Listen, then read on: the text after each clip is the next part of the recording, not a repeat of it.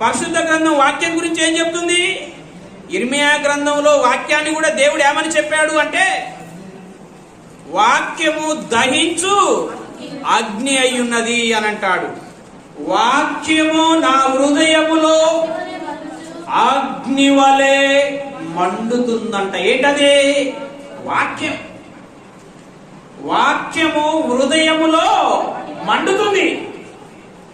మీకు విషయం తెలుసా? వాక్యం వలన కలిగే మంట జీవితాలు పుటం వేయబడతాయి.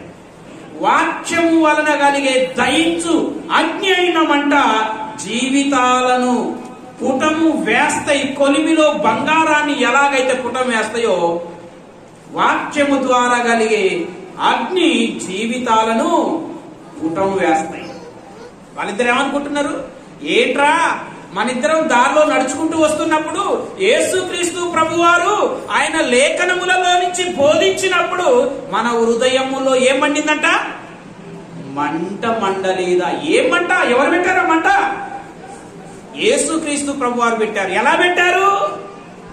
వాక్యం చెప్తుంటే ఆ వాక్యం వింటున్న శిష్యులలో మంట మండుతుందంట. అదే ఇర్మియా అన్నాడు. దేవుని వాక్యము నా హృదయములో ఏం పడుతుందంట? మండుతుందంట. అంటే దేవుని వాక్యము చేత నువ్వు మంట మండితే నీ జీవితము పుటము వేయబడుతుందని అర్థము.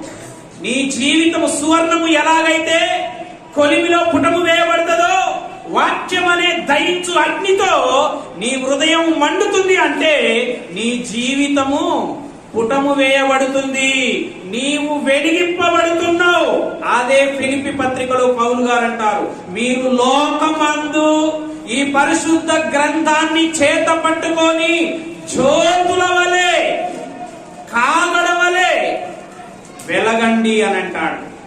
అంటే ఎవరైతే వాక్యం అనే అగ్ని చేత మండుతారో వారు లోకములో జ్యోతుల వలె కాగడలాగా వెలుగుతారు. ఆ వెలుగు కలిగిన నీవు ఇతరులను ఏం చేయాలి? వెలిగించాలి, వెలిగించాలి, వెలిగించాలి.